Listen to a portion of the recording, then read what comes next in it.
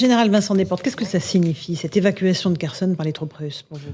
Alors, écoutez, ce qu'on voit, il y a cette évacuation, il y a plusieurs choses qui sont concomitantes. Il y a une évacuation de civils, il y a d'autre part, il y a eu une relève des troupes usées par des troupes neuves, et on sait qu'il y a un travail de fortification qui est très important.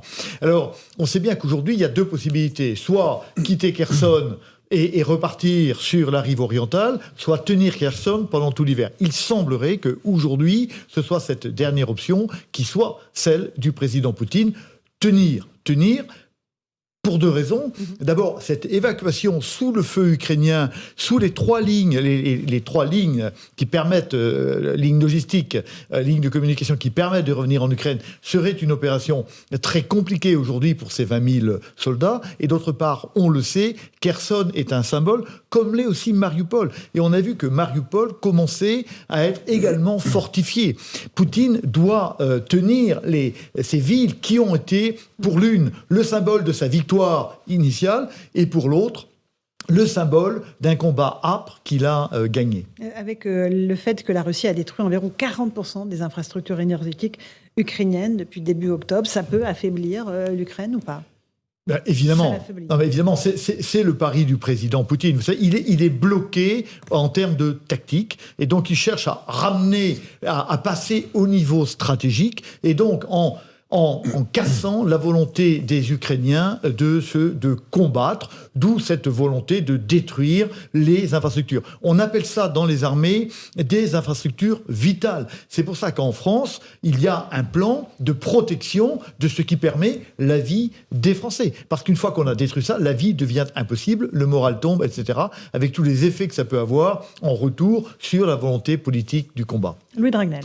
Il y a 3 semaines, Emmanuel Macron a annoncé l'envoi de 12-13 chars Leclerc en Roumanie, où la France défend une posture justement pour essayer de montrer un peu les muscles face à la Russie sans pour autant entrer en co-belligérance. Et à la surprise de beaucoup de monde, on a appris il y a quelques jours que l'Allemagne avait refusé le transit des chars Leclerc à l'origine. Ah oui, absolument, ça devait se faire par la route, et l'Allemagne dit bah non, c'est pas possible pour des questions de tonnage, ça paraît complètement lunaire. Et du coup, on l'a appris cet après-midi, les 12 à 13 chars Leclerc qui étaient donc à Mourmelon dans l'est de la France ont pu enfin donc quitter la France. Ça vient de tomber, c'était il y a quelques heures. Et transiter par l'Allemagne. Et donc on pu transiter par l'Allemagne. Et donc j'ai regardé, j'ai fait des petites recherches antérieures. Il y a eu plein d'exercices franco-allemands où il y avait absolument aucun problème pour envoyer des chars Leclerc à l'Allemagne. On voit bien, il y a l'Union européenne facialement essaye d'afficher son unité pour soutenir l'Ukraine, mais depuis quelques semaines, le couple franco-allemand, même sur des questions de défense, il n'y a plus rien qui va globalement. Le programme d'armement de l'avion du futur, ça est donc complètement tombé à l'eau. Le char du futur, on n'en parle même plus. Qu'est-ce que ça vous inspire à l'avenir d'apprendre ça? C'est-à-dire que les Allemands nous mettent réellement des bâtons dans les roues. Écoutez, le plus grand responsable de cette guerre, c'est l'Europe. L'Europe n'a pas été suffisamment forte pour s'opposer à des menées extérieures qui ont finalement conduit à cette guerre. Eh bien, la première victime de cette guerre, après l'Ukraine bien sûr, c'est l'Europe. L'Europe d'hier va mourir. L'Europe est en train de se balkaniser. L'Europe est en train de se couper en morceaux entre les jusqu'au-boutistes, les gens raisonnables, la Hongrie, etc. Et l'Europe avancer sur le couple franco-allemand, et à partir du moment où ce couple est en train de se déliter, il est clair que cela porte un coup terrible à l'Europe et à l'Europe de la défense. Et quelque part, le président Poutine aura réussi un de ses paris, qui était de faire s'effondrer cette Europe démocratique à ses portes, qui lui faisait peur par sa seule existence. Parce qu'une des conséquences aussi, c'est très intéressant, demain donc Emmanuel Macron présente la revue nationale stratégique, et on voit bien quand on découvre un peu les grandes lignes de cette revue stratégique, l'objectif c'est vraiment que la France reste la première armée d'Europe, parce que l'Allemagne est en train de se renforcer, 100 milliards de dollars de budget supplémentaire donc pour l'armée allemande, qui jusqu'à aujourd'hui était en comparaison avec l'armée française, n'était pas du tout une grande armée. On voit que d'ici 2-3 ans, il y aura jamais eu autant de GIs sur le territoire européen depuis la Seconde Guerre mondiale. Et à terme, le risque pour la France, ou alors c'est peut-être pas un risque, mais ça m'intéresse d'avoir votre réponse, c'est qu'en fait la première armée d'Europe, ce soit à nouveau les États-Unis. Vous avez en Allemagne. Mais non, mais c'est un risque considérable. Et c'est pour ça qu'on le dit, mais chacun le sait, le grand perdant de cette guerre, c'est l'Europe, le grand gagnant de cette guerre, c'est les États-Unis. La manœuvre est énoncée par Brzezinski dans le grand échiquier de vassalisation de l'Europe, c'est écrit comme ça, elle fonctionne. Et c'est pour ça qu'après les premières hésitations du président Biden au mois de février, finalement, ils ont rapidement compris que cette guerre était une bonne affaire pour de nombreuses raisons. La première, c'est que ça affaiblissait la Russie, c'est un de leurs objectifs. La deuxième, c'est que ça ramenait l'Europe sous le carcan et sous la direction américaine. Vous avez raison. C'est pour ça qu'il est tout à fait important que le président Macron, qui est un Européen convaincu, arrive à retrouver le poids nécessaire pour que cette sortie de guerre, parce qu'il y en a une, se fasse bien dans les intérêts de l'Europe et non pas dans les intérêts américains, comme ça s'est fait à chaque fin de guerre au XXe siècle. Première, deuxième et guerre froide. On va juste écouter, Général Desportes, le président Zelensky, qui s'exprime, vous le savez, régulièrement. Là, il parle des nouveaux systèmes l'Ukraine a reçus pour sécuriser l'espace aérien. On écoute le président Zelensky. Nous avons également reçu de nouveaux systèmes qui renforcent considérablement notre défense aérienne. Bien entendu, le ciel ukrainien n'est pas protégé à 100%, mais nous nous rapprochons progressivement de notre objectif.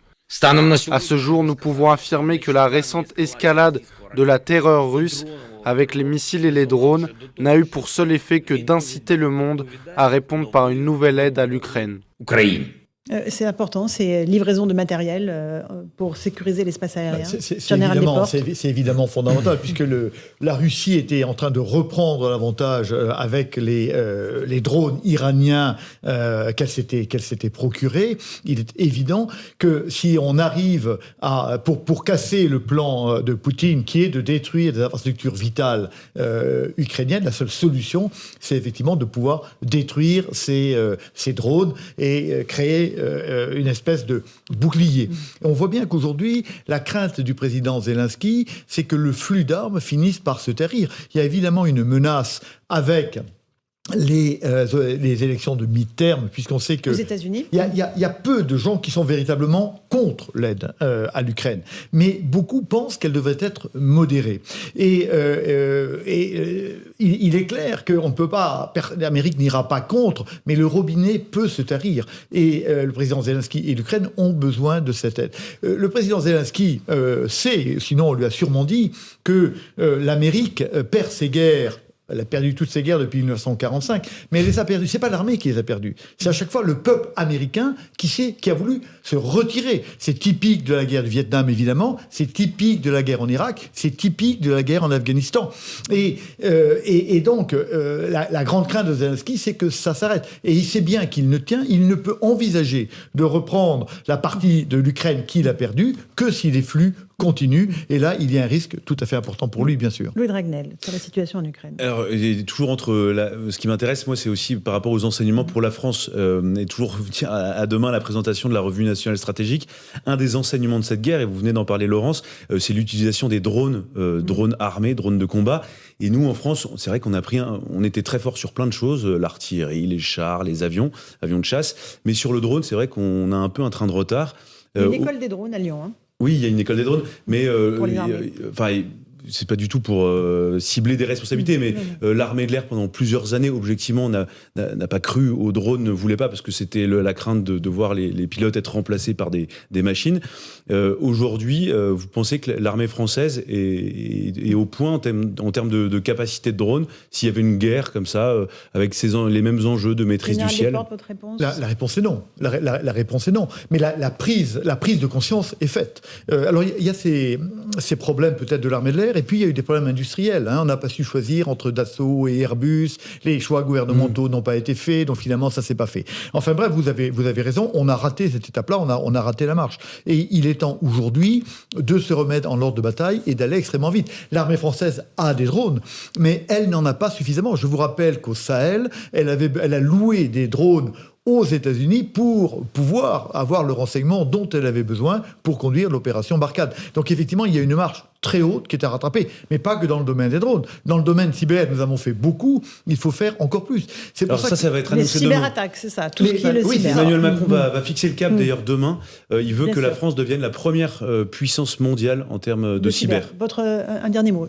Eh bien, et je crois que c'est tout à fait important. On voit bien que la guerre est de plus en plus complexe, de plus en plus compliquée, et on ne gagne pas la guerre uniquement sur le terrain, mais on la gagne aussi en arrière. Et en arrière, avec d'autres moyens, on voit bien que l'espace est devenu extrêmement important pour le renseignement. Les Ukrainiens fonctionnent parce qu'ils sont abreuvés de renseignements qui viennent du ciel. Et donc, on voit bien qu'on a beaucoup de choses à faire et que les 3% de budget alloués à la défense ne seront pas de trop pour relever le défi. Merci beaucoup, Général Desportes. Merci, Louis de Ragnel. Dans un instant, Christine Kelly vous attend sur CNews.